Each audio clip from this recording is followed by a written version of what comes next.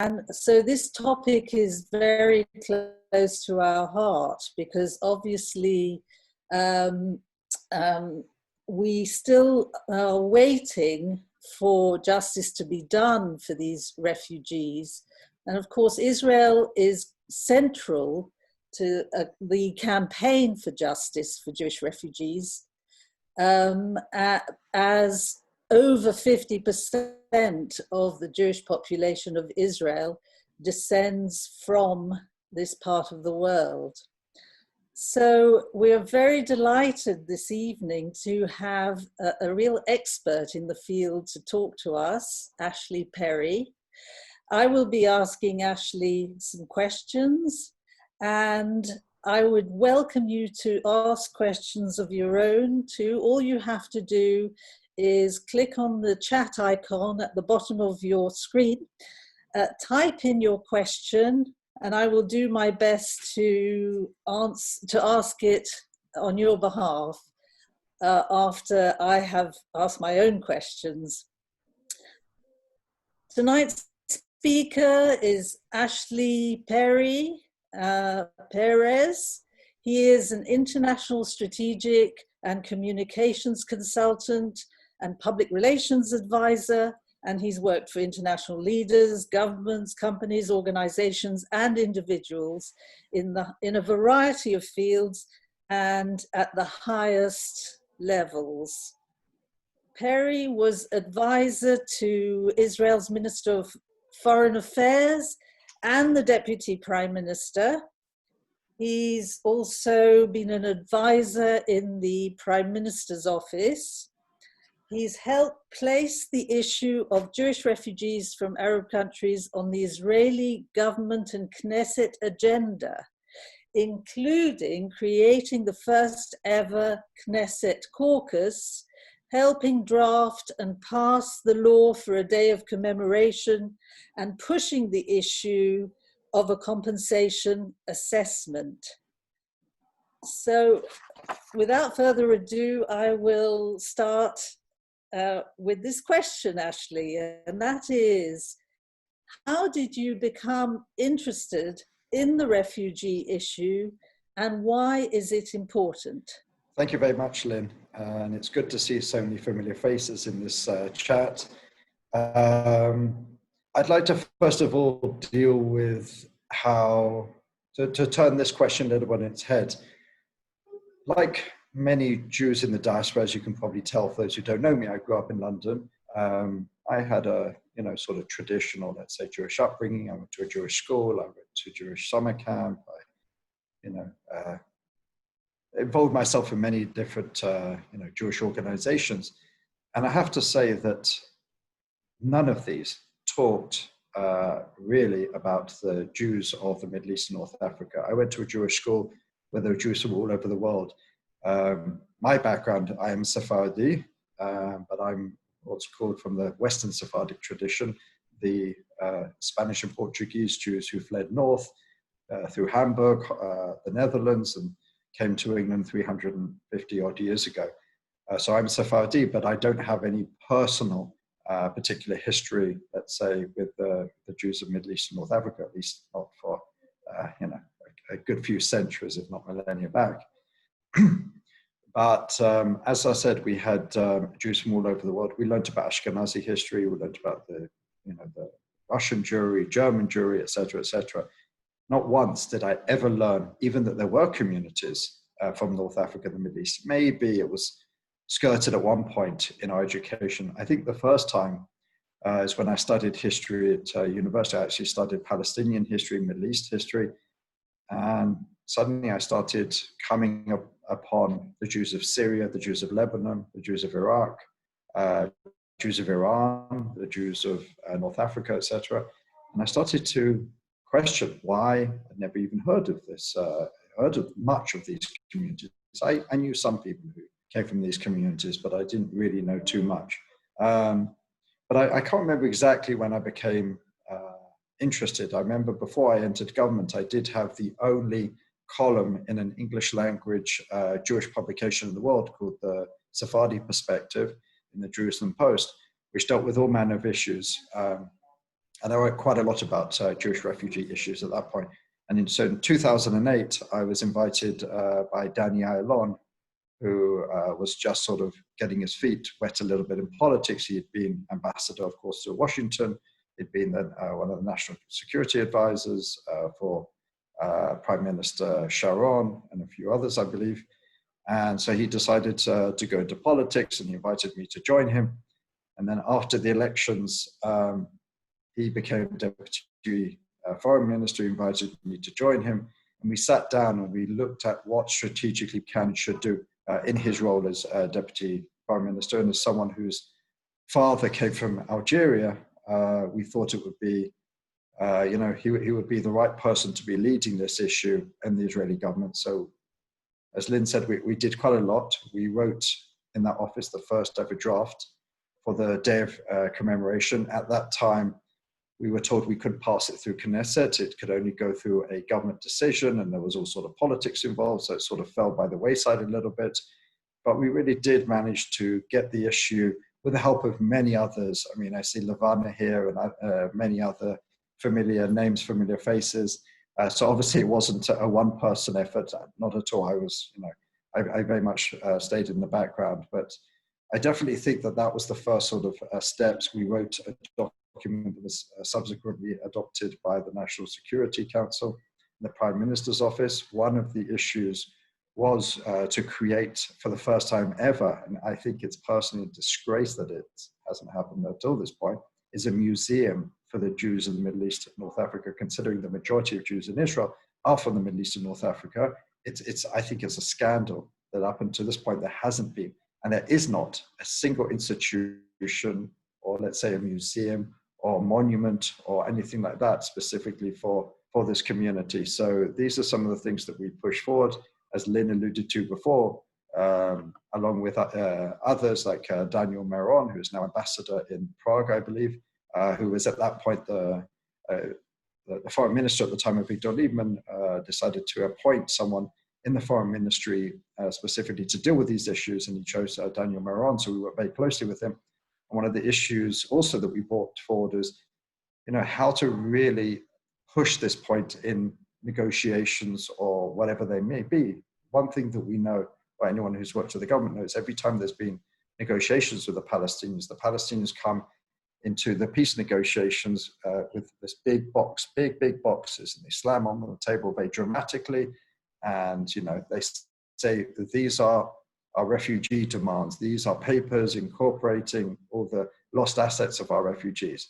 And we know that the vast majority of them are obviously, not exactly a high level of evidence, but we've never bought anything. So, we were thinking since the founding of the State of Israel up until what was this, 2010, by now 2011, there has been efforts to try and record the history, record the testimony, collate the documents of the Jews who fled or were pushed out of the Middle East and North Africa. And I think, and maybe Levana or some others would be able to correct me on this, but maybe there's been like 10 to 12,000 pieces of testimony, and that's great, but it's quite clearly not enough. So we thought of an idea. What if we got one of the top independent accountancy firms to really do some forensic accountancy to look at what the assets, not just the personal assets, the communal assets, maybe even the national assets. David Dangor once said to me, what about not just the communal assets, not about the personal assets, but what about the national assets that the Jews of these communities helped? They were part of society, they were citizens of this country, and overnight they were ripped of their citizenship and their privileges. Well, they also, as citizens, have rights to certain national assets. So that's another fair point.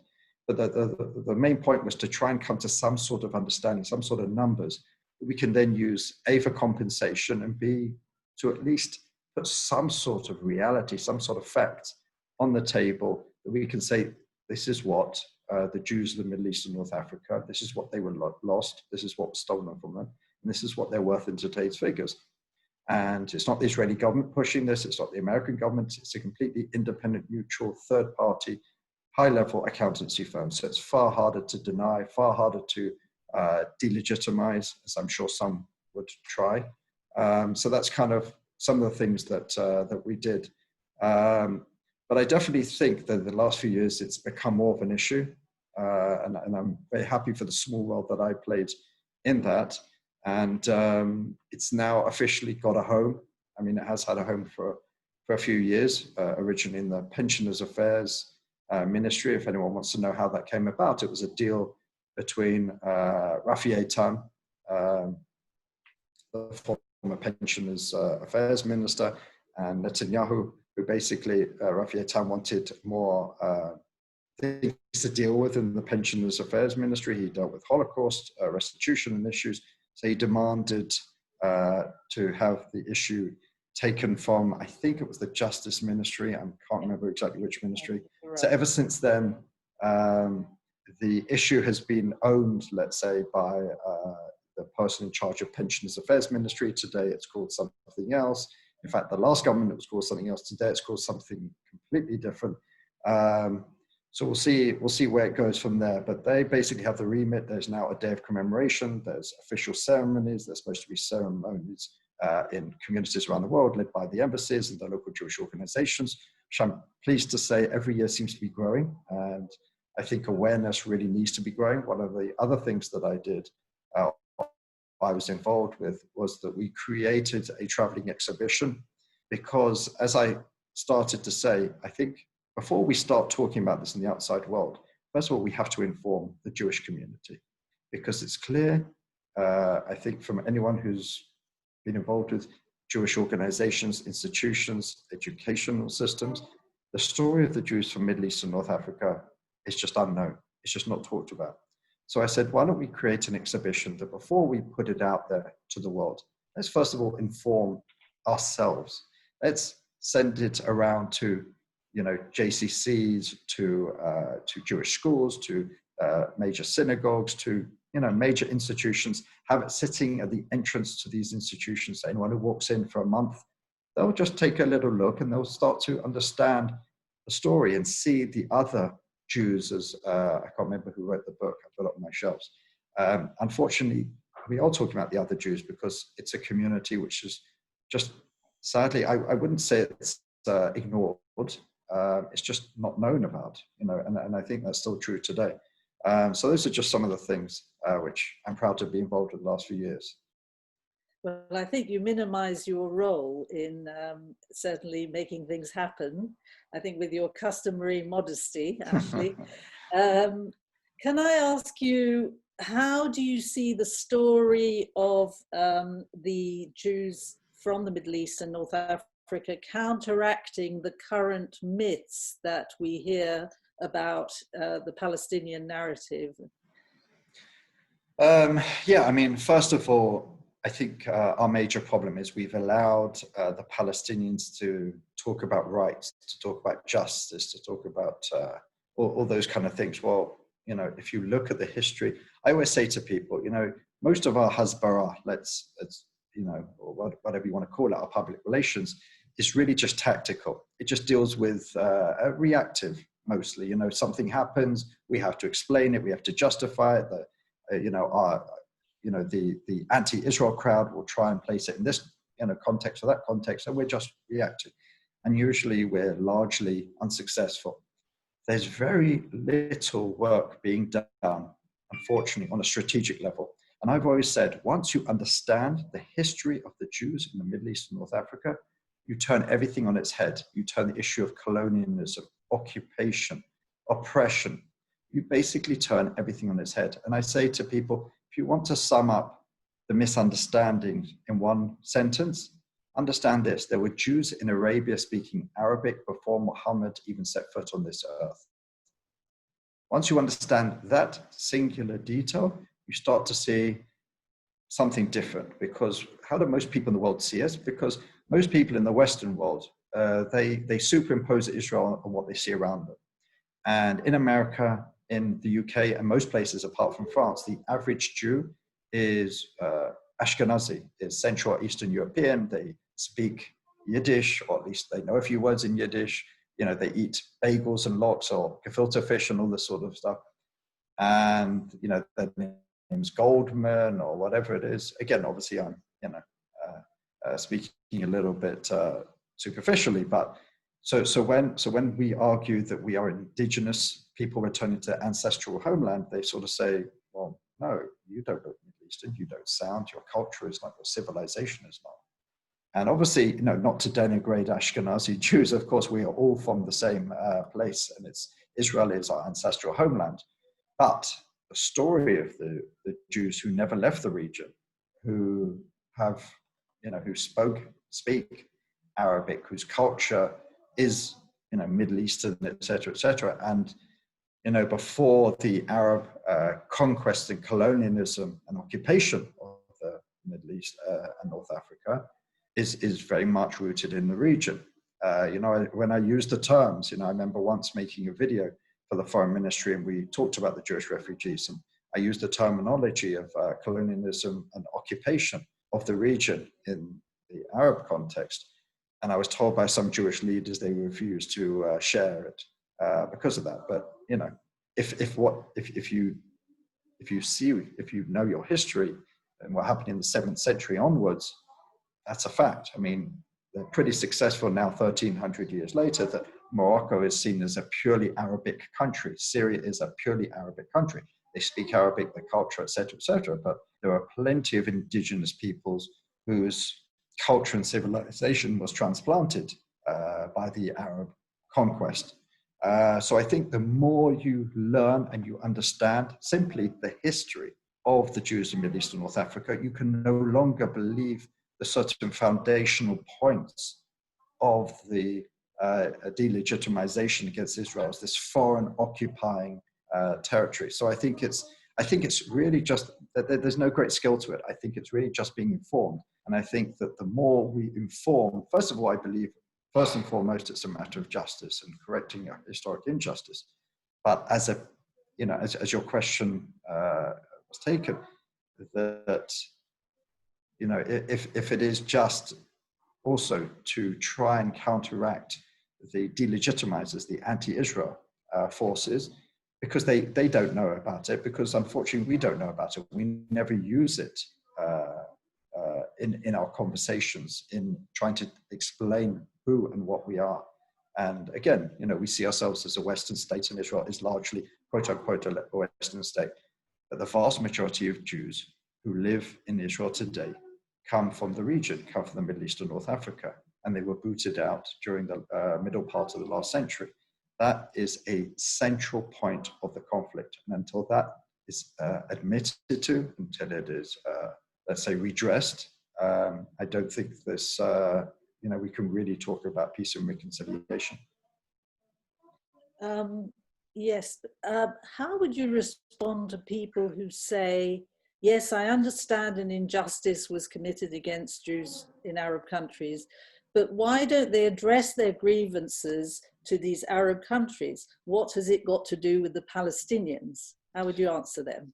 I would say a number of things. First of all, the Jewish communities in the Middle East and North Africa, they were no theater of war.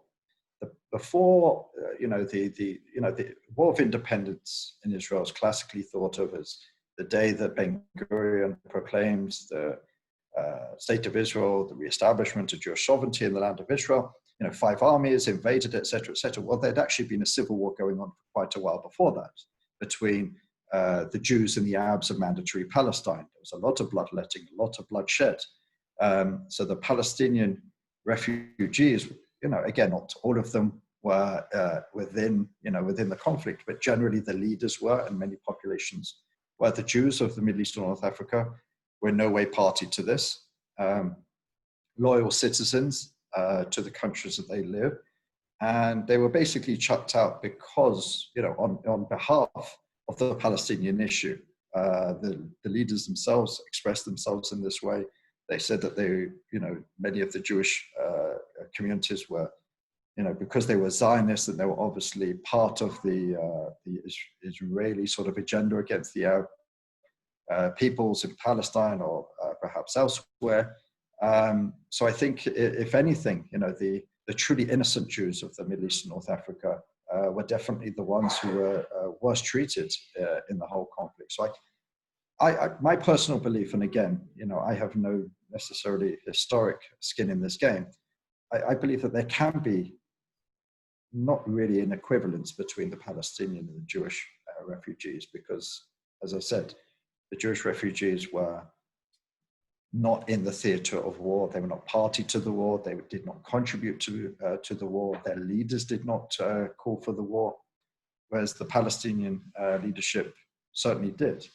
And again, that's not to say that we can't have sympathy for the Palestinian refugees. That's not to say that we shouldn't find a just and equitable resolution to their plight, whatever that may be. But I believe that my personal belief is that the two populations should not necessarily be traded off in any. But again, that's my particular point of view. Mm-hmm. But there's a lot of talk of peace negotiations with the Palestinians. I mean, should it not be, should we not talk about a regional settlement in which the Jewish refugees would actually be an important component? Absolutely. I mean, I think if we really want to end this conflict, and there are certain elements which are Israeli-Palestinian, certain elements which are Israeli-Arab, you know, we're still not recognized by most of the region. We're still, in theory, in a state of war with some of our neighbors. So if we want to have peace, if we want to have lasting reconciliation and a better future for all of our people, then it certainly has to be a regional issue. And again, if we are talking about historic justice, if we're talking about righting wrongs, then the Jewish refugees certainly have to be, to my mind at least, front and center of that, because I think that really gets to the heart of our place in the world. I mean, again, you know, not coming from this region myself, I'm sure there are people on this discussion who can talk far greater about actual physical experiences. But the history of the Jews of Islam is sometimes very, very good. You know, my family also lived under Islam many, many years ago. And, you know, we know that there were certain times which were very good, but we also know there were certain times that were very, very bad. So I think the acceptance of Jews as equals, no longer dhimmi, also to have sovereignty, also to have statehood, also to have the right to exist as a people and as a nation, I think that's really absolutely central to ending the conflict on any level. Can we just go back to this question of a museum? I know you think it's a very good idea, but where should it be? I've just had a comment from a lady, I think her name is Riahi. She says she's in Paris working on a museum, which is not easy to make a reality. Now, I know other people are thinking of a museum in Jerusalem. And another question is, what should it be called? Should it be called the Museum of the Sephardi World? Is it the Sephardi Museum, the Sephardi Jewish Museum, or is it Jews from the Middle East and North Africa? Is it Jews from Muslim countries? What would you say? Well, thank you for probably asking the most controversial question of the night. There are very big disagreements on some of these issues.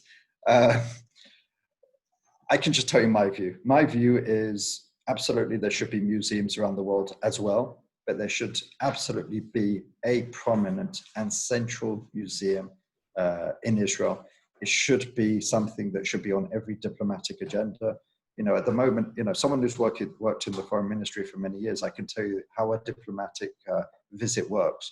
What usually happens is when a foreign leader has decided to come, or he or she was invited and they've accepted, Israel puts out a whole list of places that we recommend for that person. Again, you know, if they're interested in agriculture, we take them to the Volcani Institute down in Rishon LeZion, which shows all of agri-tech, Israel, whatever. If they're interested in, I don't know, if they're deeply religious Christian, then obviously they'll go and visit various churches, etc. But usually, you know, Yad Vashem is a must. You know, the Kotel sometimes depend, well, the Kotel actually no, because that's quite controversial because it's over the Green Line and maybe you visit it. But, you know, Yad Vashem is an absolute must. No matter what else, Yad Vashem. And it's important, I'm not belittling it, and it should still remain regardless on every single diplomatic visit. But I think, again, if we want to tell the true story of ourselves, the true story of the people of Israel, the true story of exactly where we came from, we also have to have a place, a very prestigious place, a very large place, telling the story of the Jews from all the different countries, in the Middle East and North Africa, because that is the story of the Jewish people in Israel just as much as the Jews of Central and Eastern Europe. And I think it's vital that this is something which we explain to the world, because when a foreign minister comes here, they are the head diplomat. And we should be telling them, we should be showing them, they should be understanding, they should be hearing, even tasting, smelling. Our culture is, food, we're Jews, we like to eat. So they should be very much a part of the story that we tell about ourselves to the outside world. When people come on, not just on official visits, but as tourists, they're always looking for museums. I have a lot of friends who come to Israel and they always ask me, what are the places we should visit? Well, I'd like to see at some point in the future, one of the first places they say you have to visit, the Museum of North African and Middle East Jewry. Now, getting to the name, again, I can only give my view. There is some disagreement about this. I'm involved with a project to try and create a museum very centrally in the Botanic Gardens in Jerusalem, which is close to all the other museum grounds. My personal belief is it shouldn't be called the Museum of Sephardic Jewry. That's too wide. And again, I say that as a Sephardi Jew who's not from the Middle East and North Africa. I think it should be, I'm always, I work in public relations, I work in communications. I always say, say what's in the tin, and it should be a Museum of Middle East and North African Jewry. Again, I'm sure coming closer to the time we can come up with a more clever title, but I don't necessarily believe it should be called a Museum of Sephardic Jewry, because I don't think that tells the whole story, because there are Sephardic Jews of the Balkans, of Greece, of former Yugoslavia, Bulgaria, of Spain, of Holland, or even in Germany and America, whenever. I think this needs to be very specific.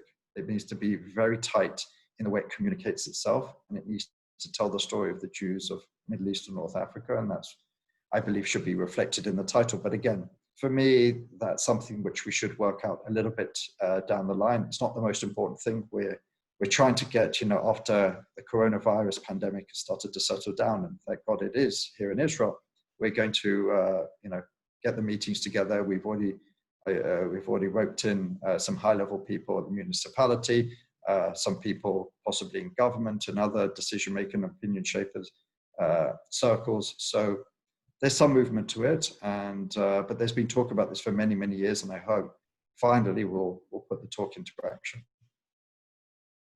Right. Somebody has actually said, what about Bet Hatfutzot? Is that, is that already something that you can take diplomats to and other visitors?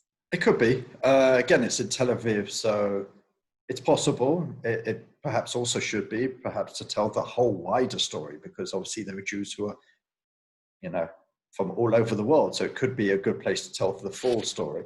But I still believe that there needs to be a place centrally in Jerusalem, the capital of Israel, near the other major iconic national museums in Israel, specifically just for the Middle East, the Jews in Middle East and North Africa, because as you said, Lynn, during your introduction, the vast majority of Jews in Israel have this background, come from this region. So I think it needs to be something also where Jews in Israel feel comfortable about visiting. I mean, I think it's personally absurd, and this is one of the things we entered into the law with the Day of Commemoration. It's absurd that a Jew from Yemen, a Jew from Syria, Lebanon, Morocco will spend, 12 years in the Israeli education system, and I doubt whether there'll be one day devoted to the history of their ancestors. And I think that's bizarre. So I think if we built a museum, just like the school children and armies who are regularly, and I was involved with this recent event for the 75th anniversary of Holocaust Remembrance Day, where 50 world leaders came in, and it was wonderfully exciting. It was great to be part of it. Every day I went down there to prepare for it, I saw just groups and groups and groups of IDF soldiers, because it's part of their training. They come and visit Yad Vashem. They understand the history, the roots, the Holocaust, etc., etc. And this is absolutely important. And I do not want to belittle it in one way. But I think they also need to learn this other side of world Jewry and the history of many of these soldiers themselves. I think that's absolutely vital. So I think there needs to be a standalone museum specifically for this community. Better Tfutzot does a wonderful job in telling the story of the Jewish people. And again, it should be no competition. I think the more the merrier. So I don't necessarily see them as competing ideas, and we should, one can exist alongside the other. Yes, several people have suggested Jews from Arab lands, and one even said Arab Jews, but what about Jews from Turkey, from Iran, from Afghanistan, and even Pakistan? Perhaps. It's I tell you what's interesting, just to give you a sort of side note. When we were writing, in the end, the law was written by Shimon Ochayon, who was Professor Shimon Ochayon, who was a member of Knesset, and at the time we were debating, who should be involved with this law. Should it just be the Jews of Arab countries, etc., etc. And at the last minute, and I found out only recently why. They added the Jews of Iran. And I understood now that there was some political influence. And at the time I was against it because I don't necessarily see the Jews of Iran as having the same experience. They were not expelled in the same way. But to me, again, it wasn't the most important thing. And sometimes if you try and work, you work with what you had. I also was against the date. November 30th was not what we originally wanted, but we wanted to put it the day, I can't remember, I think it was some day in April, where we found out that was when the Arab League debated and passed a resolution on its member countries to place restrictions against Jews. But when we went to the legal people in the government, they said, well, we have to have evidence to show that. And we said, well, short of going to Cairo to look at the Arab League records, which I doubt that they were open to, a member of the Israeli government, we're not going to be able to provide absolute proof. So they said, so you can't use that day. So it was decided to have the day after Kaftep in November, which is the day when the vote took place in the UN. I was against it because I think it's connecting two things which shouldn't necessarily be connected. But again, just to have the law, because it was such a strain to pass the law, and maybe this isn't the right time to discuss it, but I can tell you some of the horrible reactions that we had from certain members of the government when we wanted to push this. One leading government minister said to us at the time, why? Because we have Yom HaShoah, you also want a day? I mean, that was the reaction of one senior minister, who I'm not going to name. Thankfully, no longer in politics, so I'll leave it up to your imagination. But we struggled, so we just thought we'd go with whatever was recommended. And can I just say, I had a series of questions. I was going to summarize. I just want to say, actually, talking about which day to in the calendar to actually choose. We were waiting for your decision, for the Israeli government to come up with a date, and in 2014, and because there was this talk of February, I think it was, February being the chosen date, because that was when the Arab League was supposed to have passed the draft law discriminating against Jews from Arab countries. We at Harif actually did have a commemoration in February. It was a dinner. It was attended by over 75 people, I think, and we had a wonderful time. And we brought in, what's his name, Yossi Alfi from Israel. 300 people. No, sorry, it was 300 people. 300 people in a hotel in central London. And then when you announced the actual date, which was the 30th of November, we had another commemoration. So we had two in 1 year. I think you can blame me for that, because I probably told you that was what the date that we were going for. And that was the date all along until we were struck down by the legal advisor of the government. But again, at the end of the day, it was just important to get the law in. We can always change it, amend it in the future, whatever. But I think the idea for that original date was really to tell the correct story, to place the blame where it should lay, with the Arab League, and not necessarily associate it with the creation of Israel, because that's part of the narrative against us. But going back to your point, why shouldn't it include many other communities? I mean, again, some communities, Iran, if at the end of the day there's a push to include Iran, Afghanistan, I think that's worthy. But there are other places. Again, this is not necessarily just a story for any Jews from east of Europe, or even Morocco is not exactly east of Europe; it's west. But you get the idea. I think that it detracts from this story, because I think this story is about the Jews of so-called, Arab countries. I won't say Arab lands. I was told once never to use the word Arab lands, because that again plays into that narrative that these are Arab lands. Morocco was not an Arabic country. Libya was not an Arabic country. So it was not an Arabic land. It is an Arabic country today. That's a fact. So I was told never to use the term Arab lands, but Arab countries. And the term Arab Jew, again, as not someone who comes from this country, it's hard for me to decide how someone should define themselves.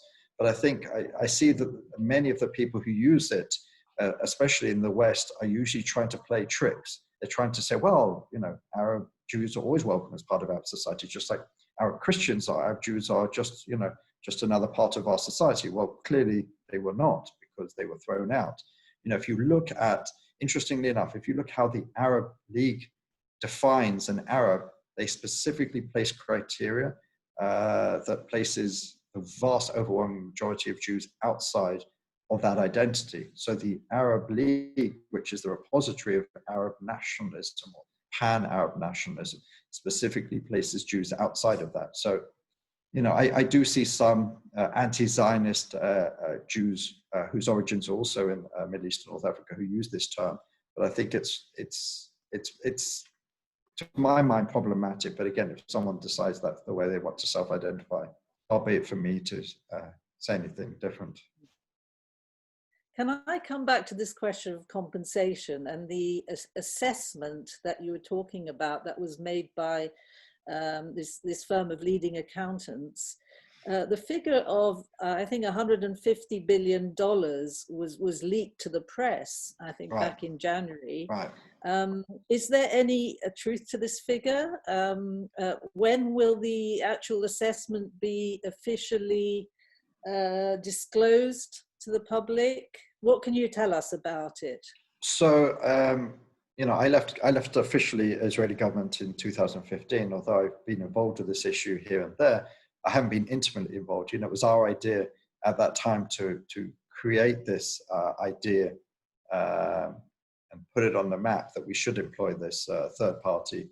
But, in the end, the decision who that company would be and, sort of keeping up with what they were doing, I'm a little bit out of that particular loop. That number was put out just before one of the many elections we've had recently, and it was probably largely to get some attention for that. I've heard all sorts of numbers. We're definitely talking in the tens, if not the hundreds of billions. Again, if you translate the communal, the personal, perhaps even the national assets would be even greater, but definitely, in today's figures, if you think to what the Jewish assets were in Baghdad, in Cairo, places like that. I mean, every third business in these places, or sometimes even more, was Jewish owned. And most of the people who own these businesses certainly were not allowed to leave with too many of the assets when they were forced to flee in the last century. So to the best of my knowledge, the work hasn't been finished. There's certainly probably various stages, and I know that they went country by country. So this number was put out only for a certain amount of countries. And I think that hopefully at some point soon that we will hear about it. I don't know the incoming minister who will be in charge of it. Certainly I will try and meet with them. I believe it's a woman. I can't remember exactly who it is. I think it's a blue and white member of the blue and white. So we'll try. I think Mirav Cohen. Yes, I think yeah. You're right. Apparently, she's of Moroccan origin. Great. She's one of 10 Moroccan ministers of with Moroccan roots. Excellent. So I mean, I hope she will certainly pick up where it was left off. Gila Gamliel, I would say the jury's out on the work she did. She did some very, very good things, other things less so. You know, but I guess in a perfect world, you know, we would be far more demanding, but, you know, sometimes we have to understand political realities and what can be done and what can't be done. But I do hope that this movement to place this issue on the political agenda is certainly not halted and is only strengthened. And I know there's some great people in Israel who are constantly trying to push it.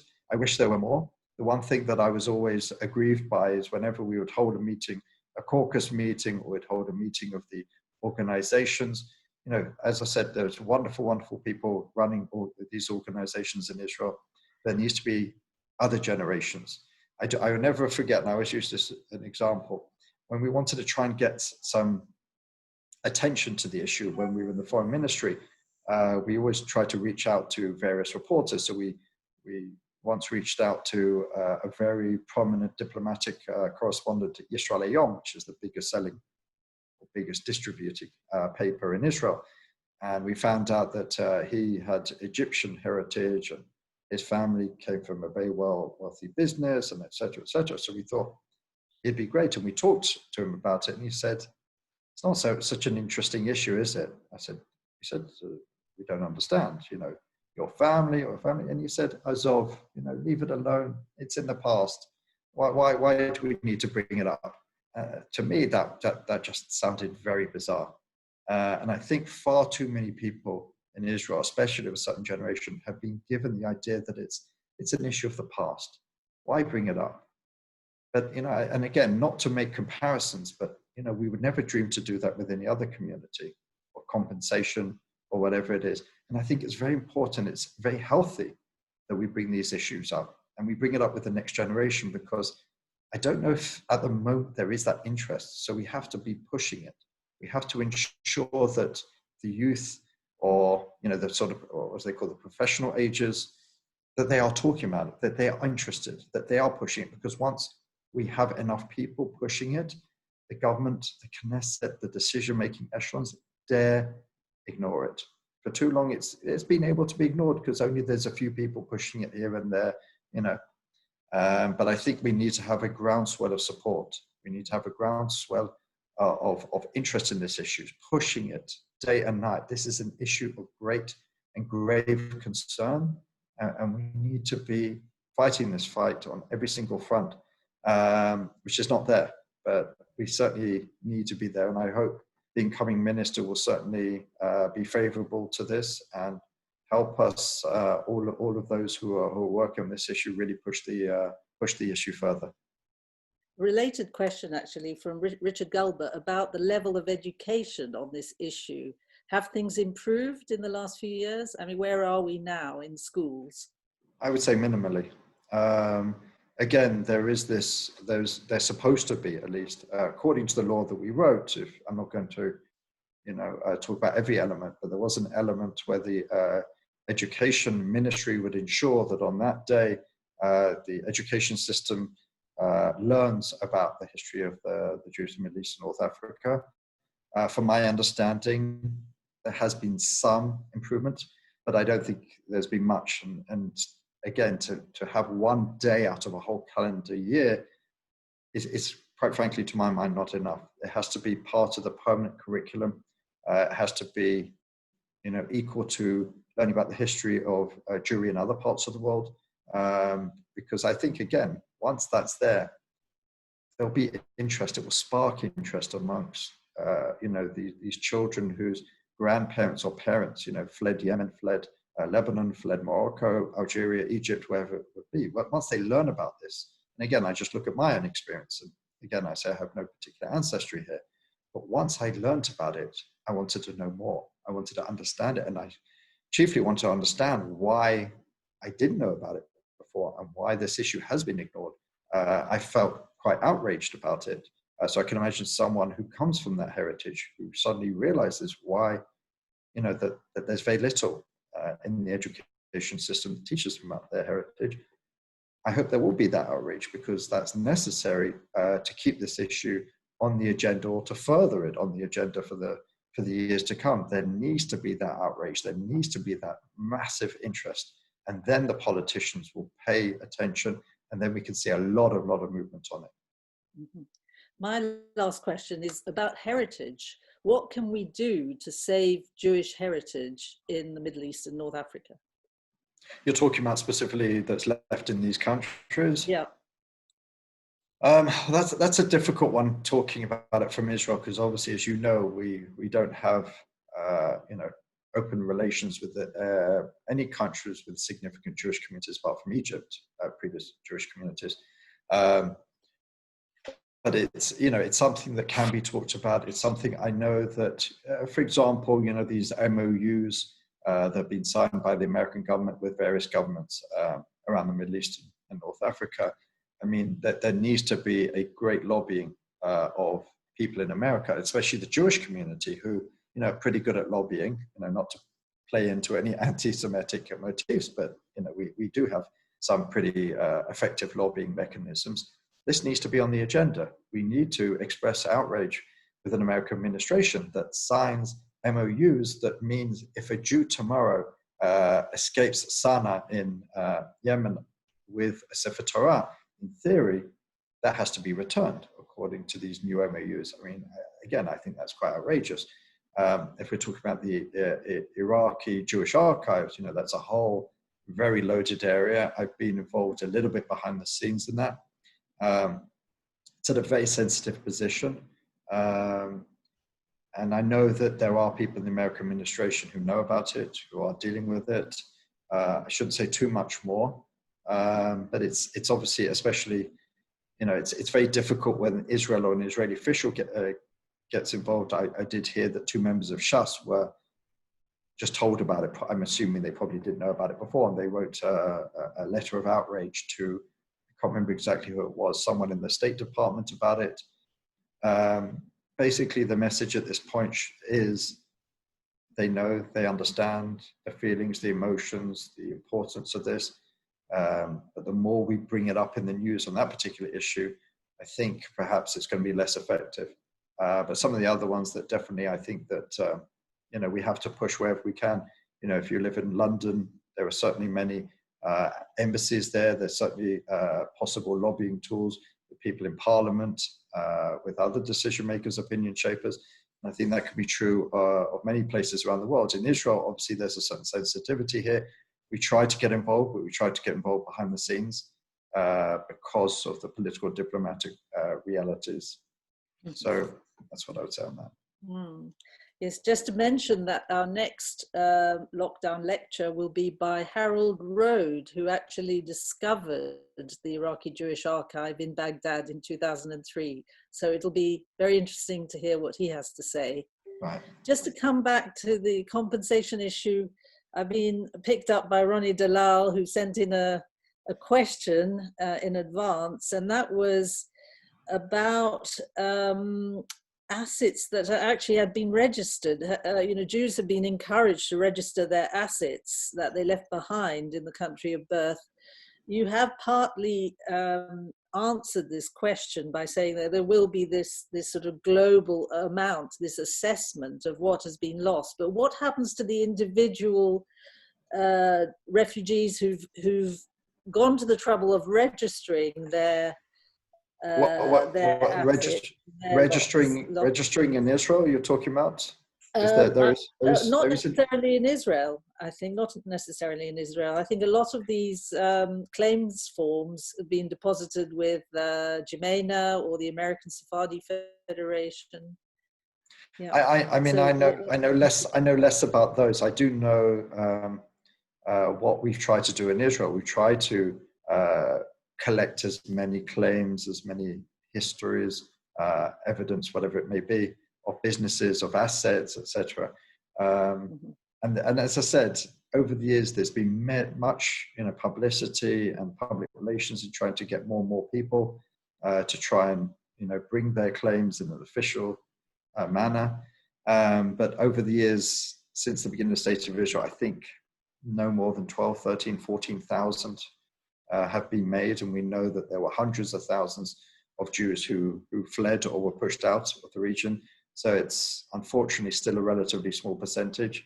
If we're talking about making these claims directly with these countries, obviously that's an individual decision, and no one should talk for anyone who had their assets stolen, nationalized, or whatever it may be.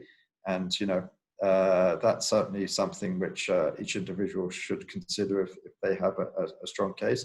I know that there has been talk over the years of certain things like this. And I know over the years, at least in the past, there's even been the Israeli government who's tried to put off some of these, especially against Egypt, which again, we have an official relations with. But I don't think that anyone should be dissuaded in trying to reclaim what was stolen from them, whatever, regardless of the situation. But again, that's my personal view. And what about the descendants of these people? Would they be entitled to receive compensation for what their parents and grandparents lost? I mean, at the moment, they're not entitled to anything because no one's agreed to anything. Unfortunately, if you go to these countries, they will not agree to anything. So they're not entitled, even the living people, unfortunately. I hope at some point that they will. There's been, a certain amount of talk over the years during certain peace plans. There was the Clinton parameters, which talked about an international fund for both the Palestinian refugees and the Jewish refugees. Again, that, my personal view is you shouldn't necessarily equate the two, but, I think it's for the people themselves to decide. I do think that it's important, vitally important, that the issue of the Jewish refugees and redress, compensation, whatever you want to call it, has to be front and center of any peace proposal. Unfortunately, in the recent Trump plan, it wasn't front and center. In fact, it was a footnote, which I think is, again, a bit problematic. But I think if you want to have buy-in from the Israeli people, the Israeli public, to any future, attempts at peace, you have to acknowledge, there has to be an acknowledgement, there has to be some sort of redress, whatever that may mean, for those Jews who were thrown out and expelled from their countries. I mean, that just, for me, that's absolutely central to the whole premise of a peace process, especially a regional peace process. How that will look, it's impossible to know because currently there is no peace process. The Palestinians have no interest in the current Trump plan for whatever reasons that they suggest, but then they've had very little interest in previous peace plans when they've got almost all of what they asked for. So it's clearly not about some of these issues.